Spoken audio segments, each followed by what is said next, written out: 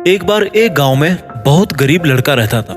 उसके पिताजी किसान थे और उन्होंने अपनी मेहनत से पैसा बचा के उस बच्चे को शहर में कोचिंग करने के लिए भेजा।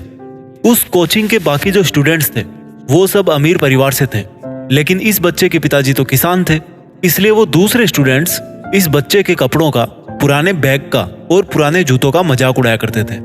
ये बच्चा थोड़े दिन तो सुनता रहा, लेकिन उसके बाद में बहुत दुखी हो गया। इसके पास में कोई ऑप्शन नहीं था, क्योंकि इसके पिताजी गरीब थे और उन्होंने बड़ी मुश्किल से पैसा बचाया था और वो अपना पूरा पैसा उस कोचिंग वाले को दे चुके थे। अब बच्चे को मजबूरी में वहां पे पढ़ना ही था, लेकिन बच्चे को पढ़ने में बहुत दिक्कत हो रही थी। जब वो हॉस्टल में रहता तो हॉस्टल में भी सब उसका मजाक उड़ाते, और जब वो क्लास में आता तो क्लास में भी सब उसका मजाक उड़ाते। बच्चे को समझ में नहीं आ रहा कि करूं तो क्या करूं। एक बार बच्चा क्लास में पढ़ रहा था और जो टीचर क्लास में पढ़ा रहे थे उनको किसी काम की वजह से जल्दी अपना टॉपिक फिनिश करके जाना पड़ा। अब जब क्लास में कोई टीचर नहीं था तो बाकी जो स्टूडेंट्स थे वो इस बच्चे की गरीबी का फिर से मजाक उड़ाने लगे। बच्चे से उस दिन रहा नहीं गया, वो खड़ा हुआ और उस कोचिंग के हेड के ऑफिस में चला गया और वहां पर जाकर हिम्मत करके उसने बोला कि सर, मैं इस कोचिंग में नहीं पढ़ सकता। कोचिंग के हेड ने पूछा, बोला क्यों? बोला क्लास के सारे बच्चे मेरा मजाक उड़ाते हैं, वो लोग ज्यादा पैसे वाले हैं, मेरे पास में कम पैसे हैं, अच्छे शूज नहीं है, अच्छा बैग नहीं है, और ये चीज मुझे बहुत तंग करती है क्योंकि वो बात बात पर मेरा मजाक उड़ाते हैं, इसलिए मैं इस कोचिंग में नहीं पढ़ना चाहता। उस कोचिंग के हेड ने थोड़ी देर सोचने के बाद में बोला कि ठीक है, मुझे तुम्हारी बात मंजूर है, मैं तुम्हें पैसे भी वापस दे दूंगा क्योंकि तुम्हारे पिताजी बहुत गरीब है, लेकिन मैं चाहता हूँ कि तुम यहाँ से जाने के पहले मेरा एक काम कर दो। उस बच्चे ने बोला, सर क्या? इस पर उस कोचिंग के हेड ने क्या किया, उसकी टेबल पर एक चाय का कप पड़ा हुआ था, उसमें चाय भरी थी, उसके पास में एक पानी की बोतल भी थी, तो जो कप थोड़ा सा ऊपर से खाली था उसमें उसने पानी मिला दिया और उस कप को पूरी तरह से भर दिया। बच्चे को समझ में नहीं आया कि सर ऐसा क्यों कर रहे हैं। जब वो पूरा कप ऊपर के लेवल तक भर गया तब उस हेड ने उस बच्चे को बोला कि एक काम करो बेटा, तुम इस कप को अपने हाथ में उठाओ और मैं चाहता हूँ कि तुम अपनी क्लास में इस चाय के भरे हुए कप के साथ में जाओ और वहां पे जाने के बाद चुपचाप वापस मेरे पास आ जाओ, लेकिन एक शर्त यह है कि इस चाय के कप से एक भी बूंद नीचे फ्लोर पे नहीं गिरनी चाहिए। बच्चे ने कहा ठीक है सर, आप मुझे फीस दे रहे हो वापस, आप मुझे पैसे भी वापस कर दोगे तो इतना तो मैं कर ही सकता हूँ। उस बच्चे ने वो कप उठाया और बड़ी सावधानी के साथ उसकी क्लास तक वो चला गया। उसकी क्लास थी फर्स्ट फ्लोर पे। सीढ़ियों पर चढ़ते टाइम उसने बहुत ध्यान रखा। वो क्लास में गया, क्लास में सब बच्चों ने देखा कि ये क्या लेके आया है। बाकी के स्टूडेंट्स उसका तब भी मजाक उड़ा रहे थे। उसको वो बोल रहे थे कि तू गरीब तो है ही और अब चाय का धंधा भी तूने शुरू कर दिया है। वो बच्चा चाय के कप को लेकर के बड़ी सावधानी से सीढ़ियों से होकर वापस अपने हेड के ऑफिस में आ गया और आके उसने हेड से बोला कि सर, मैंने आपके कहे अनुसार आपकी शर्त पूरी कर दी है, आप चाहे तो पूरा फ्लोर चेक कर सकते हैं, मैंने कहीं पर भी चाय की एक बूंद भी नहीं गिराई। हेड ने एक लंबी सांस लेकर के बोला बेटा बैठ जाओ। बच्चा बैठ गया तो हेड ने बोला कि अब मेरी बात तुम ध्यान से सुनो, जब तुम इस चाय के कप को लेकर के अपनी क्लास में गए तब भी क्या क्लास के दूसरे स्टूडेंट्स तुम्हारा मजाक उड़ा रहे थे? बोला सर नहीं। बोला ऐसा कैसे हो सकता है, वो तुम्हारा मजाक उड़ा रहे थे। तो बच्चे ने बोला कि सर, जब मैं क्लास में गया तब मेरा पूरा ध्यान इस चाय के कप पर था कि कहीं इस चाय के कप से एक बूंद भी गिर गई तो आप मुझे कोचिंग से बाहर नहीं जाने दोगे, और इस वजह से अगर बाकी स्टूडेंट्स कुछ बोल भी रहे होंगे तो मुझे कुछ सुनाई दिया नहीं। हेड ने बोला, कोचिंग के हेड ने बोला कि बेटा यही तो बात मैं तुम्हें समझाना चाह रहा हूँ कि बाकी के स्टूडेंट्स चाहे तुम्हारा कैसे भी मजाक उड़ाए, तुम्हारा ध्यान अपनी पढ़ाई पे होना चाहिए। दोस्तों, अगर आपकी नजर उस चाय के कप पे है और कोई कुछ भी बोले तो आप पर कोई असर नहीं पड़ने वाला। नेगेटिव लोगों से डील करने का एक ही तरीका है कि आप उनकी बात ही सुनना छोड़ दो, क्योंकि आपके लिए आपका काम इंपॉर्टेंट है।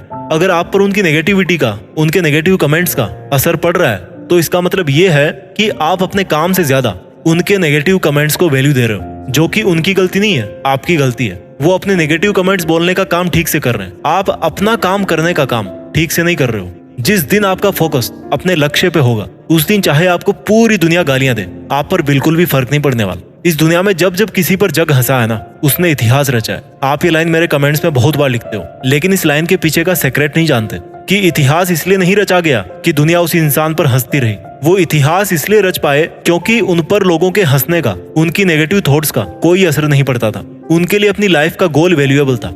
एक बार एक किसान था, एक और कहानी सुनाता हूँ। उसका घर उसके खेत के बीच में ही था। एक दिन जब वो सुबह उठा तब उसे अपने घर के बाहर एक घोड़ा मिला।